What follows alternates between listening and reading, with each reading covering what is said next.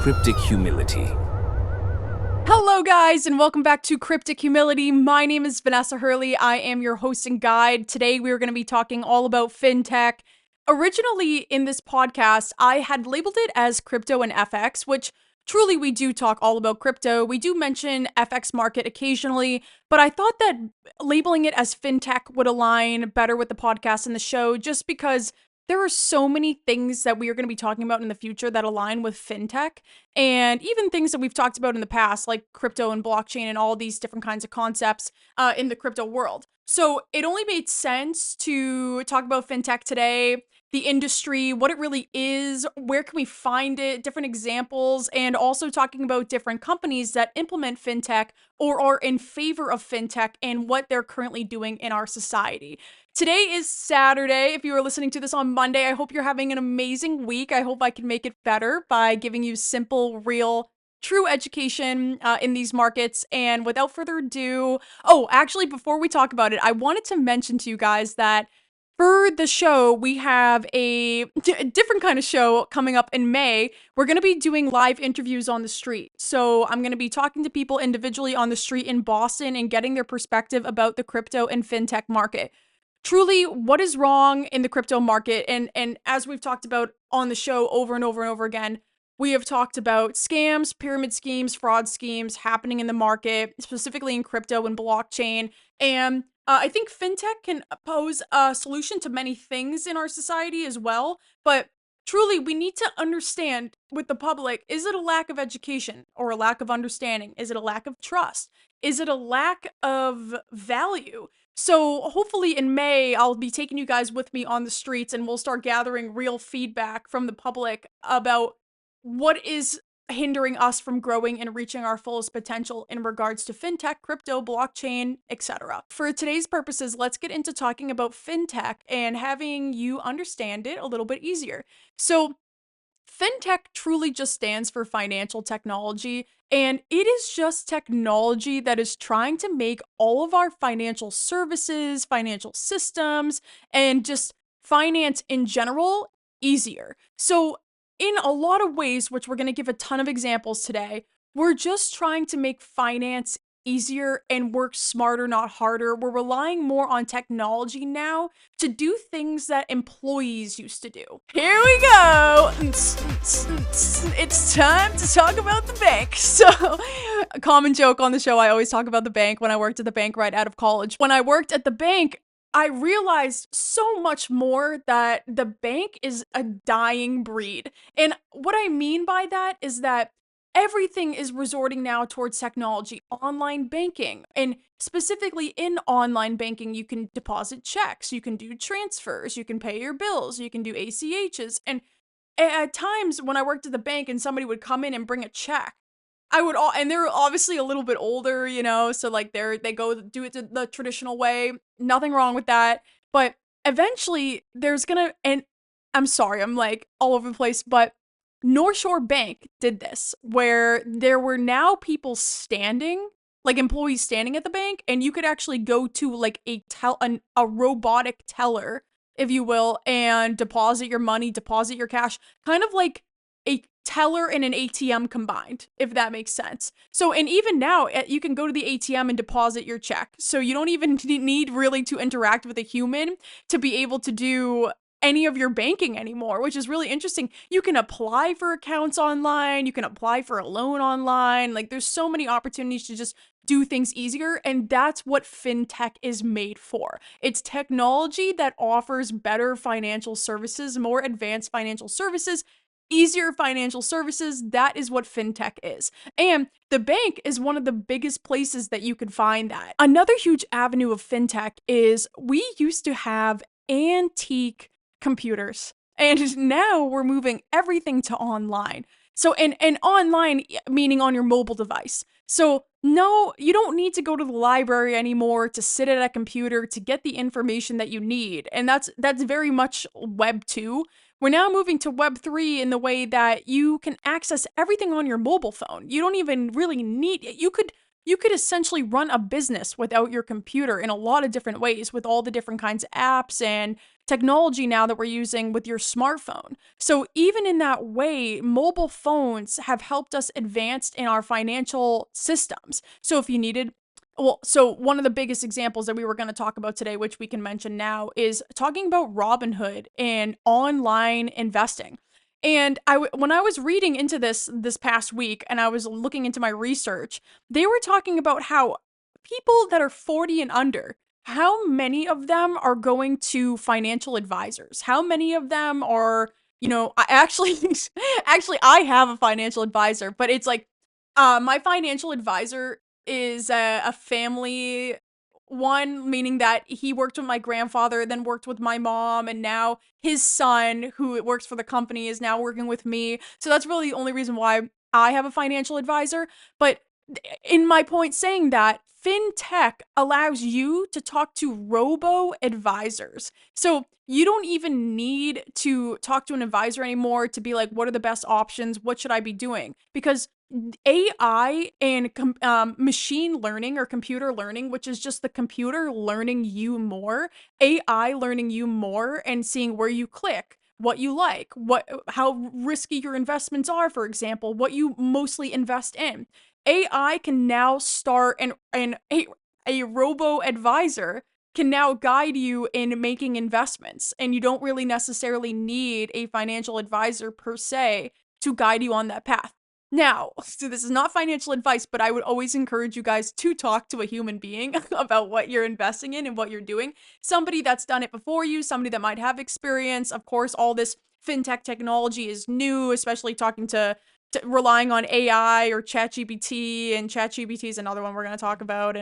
But so lots to talk about today. But so robo advisors and online investing is even another huge one that fintech is opening up to, where we're not relying on people anymore. And that's actually a lot of what fintech has been becoming, even in blockchain and crypto. And a lot of people associate fintech with crypto and blockchain. And that's true, because you can do crypto lending, you can do crypto trading. Like the blockchain is fintech technology in a way too, advancing our finances, doing person-to-person payment transactions, decentralization, no ruling party anymore, no ruling centralized organization, regulating and monitoring transactions. We're on a roll. And it's just a lot of people associate fintech with crypto and blockchain, but it actually is being implemented in so many other ways, like banking, like investing, and so on. Another big aspect of fintech in our society right now is Cash App, Venmo, PayPal. Now, I have my own opinion about Cash App, Venmo, and PayPal. I know that they are a fintech creation, meaning that it enables more person-to-person payments in a way, like even Apple Pay. Honestly, I'm more in favor of Apple Pay, but I think in time that Cash App, Venmo, and PayPal will even be eliminated, because those are still central organizations that are regulating and monitoring and verifying that transactions are in fact happening. So, and also they're charging you fees in order to do those processes. And I know sometimes PayPal fees can be crazy. We've talked about PayPal a couple times on this podcast, and the pros and cons of PayPal, and that I think that Solana and other different kinds of blockchains might actually beat out PayPal, Venmo, and Cash App eventually, because truly we're just relying on a central organization to do payment processing for us and just verify that payments are happening, when in reality, if we just use blockchain technology, we'd be able to rely on the blockchain where nobody's running the blockchain but its users.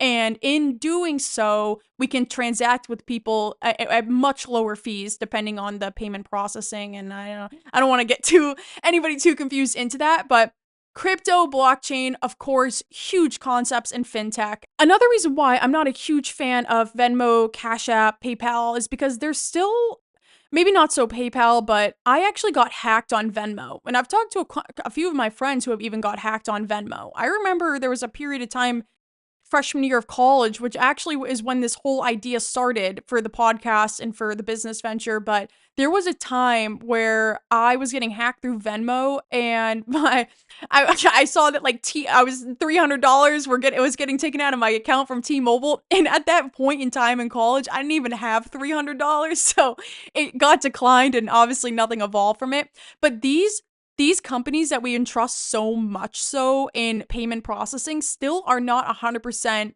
bulletproof, if you will. And it's not to say that blockchain is. I know that blockchain has issues, but I just like the concept of there's no central organization regulating my money, and also just getting a fee from me, like an ATM, getting a fee from me because I am doing a transaction on their page when I could just use the blockchain. And of course, maybe there would still be a fee so the blockchain could function. But at least I know I'm not making people rich off of just verifying that I did send somebody money, you know? But that's just like my hot take. I don't know what you guys think about that. There are so many examples. We're just going to keep going. Another way that fintech has kind of changed, and this is a little bit more abstract, is customer service. Their fintech and just technology in general has allowed our financial services, like if you need to speak to the bank or you need to speak to a wealth management advisor or whatever, the company that they work for, the customer service a lot of the times can just be done on your phone, like through your phone. And I know so many people hate that. Like when you're trying to just get a representative, talk to somebody in customer service, and you're like pressing zero over and over and over again to try to get somebody on the line. And then the automated machine's like, sorry, I didn't quite get that. Please enter your 5-digit PIN or something like that. And I know it drives people crazy. And obviously, some companies should do better about making that system more effective. But a lot of times, if you're calling the bank and you gotta ask somebody something, you can just punch in your information into the customer service line, that automated customer service line where it's guiding you to which department you need. It's asking you to punch in your credentials. It's verifying your credentials over the phone. It's amazing. It's like we used to have to wait online for or over the phone for 30 minutes for somebody to pick up. When in reality, through the pros and cons, we can now do that through automated customer service systems. And in a way, especially when it's involved in financials, that is a way of fintech. And of course, we are going to talk about ChatGPT. ChatGPT is interesting. If you're looking for financial services or you're looking for financial answers or financial guidance, I obviously would not suggest asking ChatGPT, but there are a lot of things that you could ask ChatGPT to do for you, to calculate for you, to answer for you. And if you have any financial questions, a ChatGPT might potentially be able to answer those for you. Not going to get crazy into ChatGPT because it kind of steers away a little bit from fintech, but it is technology that could advance you and help you financially if you were if you were looking to use it, which of course, like I said, I don't recommend. One industry that is doing super well because of fintech is cybersecurity. Cybersecurity is a really hot market and also industry to get into right now because fintech is evolving, blockchain is evolving, and with relying more on our financial services online, relying more to do finances online, to do them on your phone, there is a greater risk of hacks and scams and fraud and pyramid schemes and everything that we try to bring awareness to on this podcast. So, as great as it is that we're moving towards fintech, there are downsides in regards to security. But what's amazing is that cybersecurity is at an all-time high. It's at an insane demand right now for people to be in cybersecurity to protect financial systems, financial services, and online services like your online banking and encryption and just tokenization too, which we talked in the last episode that Visa now is doing tokenization. So when you're giving your credit card and you're transacting at like CVS or Walgreens, for example, CVS wouldn't get your card information anymore. They just get a token that's encrypted with your data. So in saying all of that, as fintech and all these financial evolutions are occurring, we need more cybersecurity. We need more protection. So if you are listening and you are young and you're like, I don't really know what I want to do with my life, number one, totally think you should get into fintech. Think you should start learning more about it. And if you're in school or at a university, they might not touch upon this too much yet. So you might have to do some independent learning or of course stay and watch the podcast. But I would recommend cybersecurity. I would recommend fintech. I'd recommend blockchain. Anything you can do that pushes the future. I think also it will be fun for you, and I think in time that our society is going to be evolving more in this direction. I think eventually, and actually, what's so interesting is as soon as I started talking about this, what I'm about to say, is my videos on TikTok. Every time I would post, they would be under review before they uploaded. So it's very interesting that maybe this isn't supposed to be getting out there, but I don't think banks are going to exist very long. Like, I don't think they're going to exist much longer. I think just looking at the evolution of the bank where tellers aren't really needed anymore, and I don't think there's going to be such a need for bank locations. I think everything is going to be able to move online. And even maybe customer service with the bank can move online as well, but even with I just I don't see a huge demand for the bank itself to go into the bank anymore unless you like need to talk to a financial advisor, but then there's so many people just investing on their own at this point or like having blockchain technology and like it's interesting. I don't think for long that banks are going to exist. This might be well beyond my timeline of my life, like maybe in 50 years or so, but I truly think that in time we're going to scale to a point where we're going to be more self-dependent in our money, in our finances with fintech, with blockchain. And I just don't really think there's going to be such a demand anymore for Cash App, for PayPal, for Venmo, for banks. I think we're going to evolve to blockchain and rely more on blockchain and have a decentralized platform where people can just exchange with each other. We talk about that so much on the show, so if you're curious about that, check out some of our other videos and leave us a rating, please. All right, potentially the most important part of the show is this episode is to tell you guys why fintech is so important and actually how it has impacted me greatly. So the whole point of the show, if you go and watch episode 1, I talk about how I got involved in this huge pyramid scheme freshman year of college where somebody was trying to convince me to do AI trading and within the FX market, so within the foreign exchange market. And they had this AI software that could do trades for me. So while I'm taking classes at school, I can just hook up the AI software to my trading platform and it would just start running profits for me and calculating market moves for me, which is super genius. And honestly, it was so hard for me to grasp when I was 19 because I didn't really know fintech yet. I didn't know this world existed yet. So that was also another fintech creation is AI software, AI trading software that you can hook up to a Wanda or whatever your broker is and whatever platform you're using to place trades and have an AI software be trading for you. That in a way is incredible financial services and incredible technology helping you advance financial services. And this one's more abstract too because you're doing day trading or long-term trading, whatever you're doing. But AI software is another fintech creation that can help you do finance or help you build wealth easier and more passively. Unfortunately for me, it turned out to be a huge pyramid scheme. This girl that I used to talk to who kind of got me into this, she lived in Hawaii and she moved with like 30 other people in the company and it was totally just a huge pyramid scheme, which sucked. But honestly, I should look back into that kind of technology again. I kind of steered away from day trading and more so focused now on long-term investment, especially with crypto. If I want to see Bitcoin and Ethereum and even Solana take off in the future, I hold for the long term now. But that was another creation that could seriously benefit society in regards to making a profit passively, like financially winning and allowing technology to do it for you. So cool. The examples keep coming. Let's talk about insurance. Insurance companies are also using fintech technology. They're using telematics and Progressive, Geico, State Farm, all these huge insurance companies with telematics, they have a good driver program, if you will, as an example,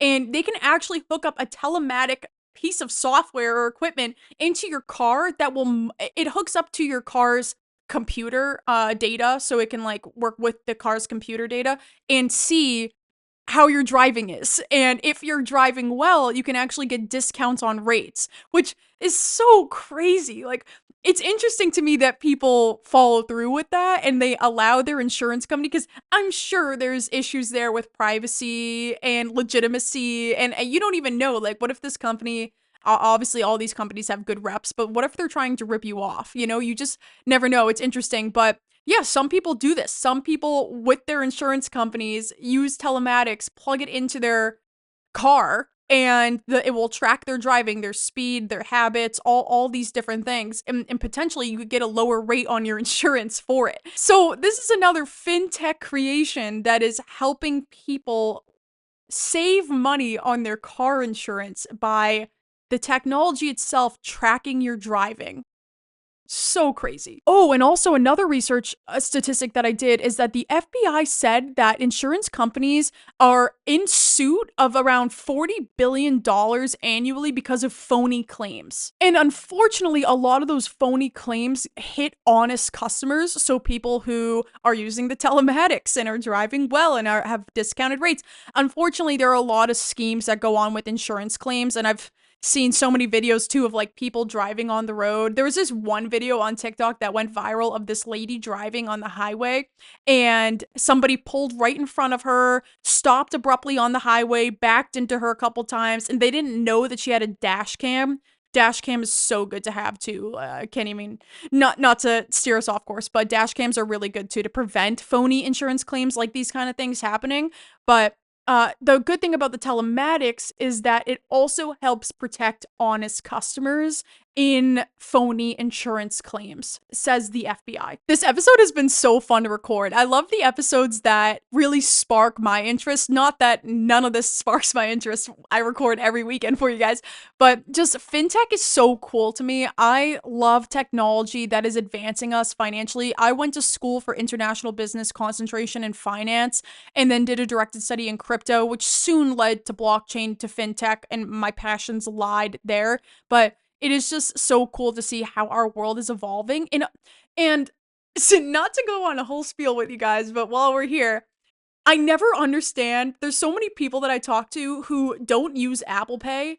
They're just like, oh, I don't know how to use Apple Pay. I don't want to use it. And they don't understand how monumentally life-changing Apple Pay is. And a lot of people steer away from fintech because, I don't know, they're used to their traditional ways. They don't want to evolve with technology. They like their method of doing things that they feel safe and comfortable with, and that's how they do them. Unfortunately, for those people, they miss out on opportunities to make their life easier. And fintech makes your life easier. Apple Pay is an incredible creation in regards to, oh crap, I forgot my wallet at home, but I'm in an emergency and I need to buy something. Or whoever I'm with, wherever store I'm in, tap my phone and pay. It's incredible. And honestly, I know that I know that there can be scams and hacks and stuff through your iPhone and your laptop and your Mac too, but I feel very secure about Apple Pay, and Apple Pay is so easy. It's so much easier. I can click through my different cards, and therefore I can just bring my phone everywhere with me. And I know that not everywhere uses Apple Pay just yet, but in time we're going to be evolving towards this, and it makes your life so much easier than carrying your wallet, keeping track of all your cards, like, and which card is where, and I lost this. Everything's just always on your phone. As long as you have your phone, you have everything you need. And to me, I think that is a great fintech creation that can benefit, and a lot of people don't want to take that leap because they're too comfortable. But truly, you should always stay open to fintech ideas and creations because they can make your life easier. All right, let's get into chapter 2. Let's start talking about some companies that are involved in fintech. And next episode, I think we're going to do a whole classification of different companies that are in fintech because I really want to dive into this. But for now, I just picked a couple at random that I thought would be cool to share. And so the first one is Affirm. And I will, as always, list the creators at the bottom of the screen for the video so you guys can know who founded Affirm. But Affirm is really cool. And the reason why I want to talk about it today is because 60% of Americans every single month are carrying a credit card balance. And you know, when I am in my leisure time scrolling on TikTok, there will be a couple videos that will come up that will talk about, hey, be honest, like how much do you have saved and how much are you in credit card debt? Like, please make me feel better. Like somebody will post that. And I'll go through the comments and I'll read, and so many people are suffering from credit card debt. Majority of Americans are always carrying a credit card balance, which is just crazy. Hopefully things are going to change with our economy coming soon, but Affirm is trying to eliminate credit cards because credit cards every single month if you don't pay them off, eventually they can earn interest. And the interest sometimes can be absolutely ridiculous depending on which company you're working with, how high your balance is, and it's as if you're trying to pay it off every single month, but you can't get there because you also have to factor in interest. So then you're agreeing upon paying more than what you intentionally borrowed, and that can lead you to just continuing to rack up credit card debt. Hey, do you mind paying for this? I don't have any cash. Sure, I'll just put it on my credit card. I'm never gonna pay it back anyway. 'Cause I have $30,000 in credit card debt. When they call, I tell them I can't pay it back yet. Credit card debt? Tomorrow I may buy myself a dining room set or this Boba Fett. Credit card debt, credit card debt, credit card debt. So what Affirm is trying to do is they're trying to allow you to receive a quick loan, a fast loan that you can pay off very quickly. So essentially like a credit card, but just in a loan concept. And in doing that, there's no interest, there's no fees. It's what you borrow is what you owe. This is the time frame that you need to pay it back, and this is the monthly payments that you will make. And I think that that's awesome. I think credit cards are a huge problem.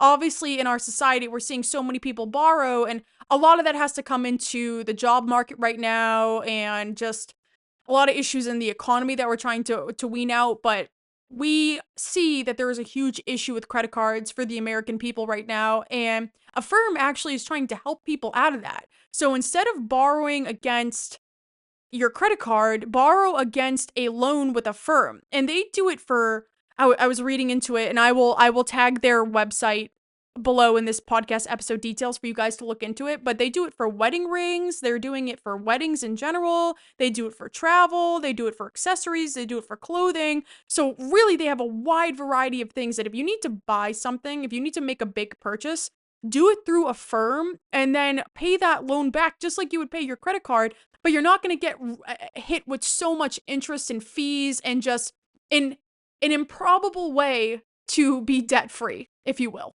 But Affirm seeks to solve that, and I think it's really cool. Currently, Affirm has 21 million people that use it, and they had about like 28 million in payment processing, I believe, in the year of 2024. SoFi. Let's talk about SoFi, another company that is a FinTech creation. This is pretty interesting too. So this was created a little bit ago by a group of students in Stanford that were basically trying to help people get their money right. And in getting their money right, they were trying to help refinance student loans, help people be able to qualify for loans, help people to be able to pay back their debt. Investing, saving for a home, retirement, these are all other avenues that SoFi kind of helps people manage their money right. They have over 10 million customers and have helped people pay off around $34 billion worth of debt, which is actually pretty amazing. So this seems to be a company that really truly does care about people who are in debt, whether it be student loans, a mortgage, or anything, and just trying to help you become debt-free. They've also given out more than $73 billion in loans to people, so this is also a good company too if you're looking to be able to qualify for a loan. And the way that this classifies as FinTech is because a lot of the financial services are done online. You could probably talk, I mean, I'm not saying that you probably wouldn't talk to an advisor potentially through SoFi, but you could also just apply for a loan through it, without needing to talk to somebody, or you could refinance your student loan through an application through there potentially. There's just a lot of financial services there where you don't necessarily need to rely on a person or go to a location, where you could go online to SoFi and explore your options, and potentially the company will help you refigure your numbers to see how you can become debt-free and when. All right, last one before we get into the current news, which I'm so excited to talk about, is Square. So Square is super popular. If you're at a coffee shop, if you are a freelancer, if you do your own kind of gig, if you're an entrepreneur or sole prop and you do your own kind of gig, Square is so good. I didn't want to bring this up, but maybe I'll mention it. On TikTok a while ago, I used to do spiritual coaching for people. I'm a very religious person. I am a huge believer in God, but I used to teach people about spiritual knowing. So Reiki, the universe, all these different kinds of concepts, your guides, all these good things. And for summer, it was so popular, I ended up downloading Square. And Square is so cool because it allows you to run your business and your financials for your business online. So I could have people book appointments, I could have people pay through Square. I could have people cancel through Square. I could set up my entire schedule and how the business and clients flow just through Square. They also offer point of sale systems. So back to what I was saying about coffee shops and all those things, these systems, Square systems, actually are what contribute to Apple Pay as well and allow Apple Pay to function. But they're just smaller, simpler systems. I don't know if you've ever been to a wicked old school coffee shop and they've got this huge payment processor there with the old cash box and stuff. Square is now a nice little touch screen that you can rotate around. You can have your customers sign. You can tap their card. It's just a fintech creation that allows business operations to flow more seamlessly, depending on what your business is. If you offer more services, or if you're more into retail, for example, or if you're food in the restaurant industry, or if you're a local coffee shop, or if you're like a quick bite to eat, fast food, stuff like that. And you want to know what's weird is I was reading in on this a little bit further too, and really where Square shines and solves a big problem is at local markets, flea markets, farmers markets.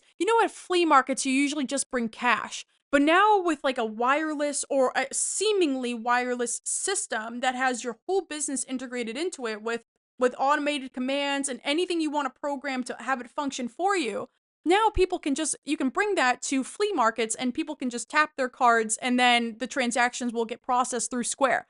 To me, I think that's so cool, because we never used to be able to do that. Like I said, you would have to bring cash, and you'd have to be like, oh, how much cash do I bring to this flea market? I don't know what I'm going to buy. Now you could potentially bring your phone and use Apple Pay, or you could bring your credit cards if you wanted to, because Square, and they have kiosks, they have like different kinds of terminals on their page too. They have all different kinds of services and software, fintech software that they offer depending on what your company is, what your revenue is, and what you're necessarily looking for. All right, really quickly, let's talk about the current news, because I know we're reaching kind of the end of this podcast episode, and we can go into detail a little bit further with MoonPay, which is who we're going to be talking about for the current news today. Another fintech company. Reason why I want to put it in current news is I think that it's incredibly relevant right now. And basically what MoonPay does is it allows you to buy, sell, and trade cryptocurrencies with Apple Pay, with fiat money, like your debit or your credit card, through PayPal, through Venmo, and all these other different platforms, which wasn't currently possible until recently, especially with MoonPay. I'm just gonna read you guys this statistic, but I'll list the founders below. It started in 2019. Their headquarters are situated in Miami, and they have 30 million accounts in 180 countries and process billions of dollars worth of crypto transactions. What's also cool about MoonPay is it allows for multiple different currencies. So if you wanted to buy crypto and you had the Great British Pound or the Japanese yen, you would be able to purchase crypto through your fiat money, your fiat currency, wherever you're located worldwide. So this is opening a world of buying and selling crypto and not necessarily needing to use your wallet or transform your funds or, like convert your funds, if you will. MoonPay is allowing you to pay with whatever currency, with whatever method or avenue you're paying with, you should be able to buy, sell, and trade crypto with it. They also allow you to buy crypto. They also allow you to buy NFTs with fiat, which is new. I have to look into this again, but I'm pretty sure, I don't know, it's been a while since we talked about OpenSea, but there could be ways in OpenSea where you need to convert your money to Ether first and then using Ether to pay certain things. Obviously, I need to look into that, but that's kind of the example that MoonPay is trying to tell you and show you, is that instead of needing to transfer your money to Ether because you're on Ethereum's blockchain in that specific NFT marketplace, instead now with MoonPay, you'll be able to buy, sell, and trade anything from crypto to NFTs with whatever you have, whatever money you have, whether it's different currencies or in different avenues. This is also allowing companies to accept crypto payments through their websites, which is really cool. So MoonPay is offering a partnership, if you will, with businesses. So if businesses wanted to accept crypto payments, they would be able to do so with MoonPay. Another benefit of MoonPay is that there is no on-site wallet, meaning that your wallet is and your funds are offline. They are completely off MoonPay, which is good. We talked a little bit about wallets, but essentially there could be risk in wallets if you are leaving your money on the exchange or entrusting in a custodial wallet or like, you know, your Coinbase wallet, for example. This is kind of complex. I don't want to get too into it, but I just wanted to say that MoonPay allows for a non-custodial wallet, so you have more access to your money and your funds and what you're investing and trading. So in all, it protects you from the scams and the schemes that could occur on the blockchain or on MoonPay or what Venmo, for example, whatever it may be. Oh my god, I just noticed in my notes that MoonPay allows OpenSea and NFT marketplaces like OpenSea to accept fiat currency. So yes, MoonPay has just offered a world of flexibility for people that are interested in crypto, want to buy, sell, and trade it, and even NFTs want to look into NFTs, buy, sell, and trade them. You can now do so effortlessly. There's no hard conversions anymore or strict rules against it. MoonPay is willing to partner even with websites to start accepting crypto payments too, which is really advanced and should absolutely change the world and the way that we do finance, specifically with FinTech. Thank you guys so much for watching. I'm sure you might have questions. Feel free to leave a question directly below on Spotify. We did cover a lot today. We will be talking about more FinTech companies next week. Every episode gets uploaded on Monday. We're talking to more people, potentially having more guests soon. And like I said, for marketing reasons, we're going to be taking the show live into Boston to be asking people about questions in crypto, in FinTech, in blockchain, and really getting down to the bottom of what do we need to do to get the public's trust on FinTech, blockchain, and crypto. Any questions? Let me know. Thank you guys so much. I hope you have an amazing week. Again, my name is Vanessa Hurley. This is Cryptic Humility, and I will see you guys on our next episode. Thank you.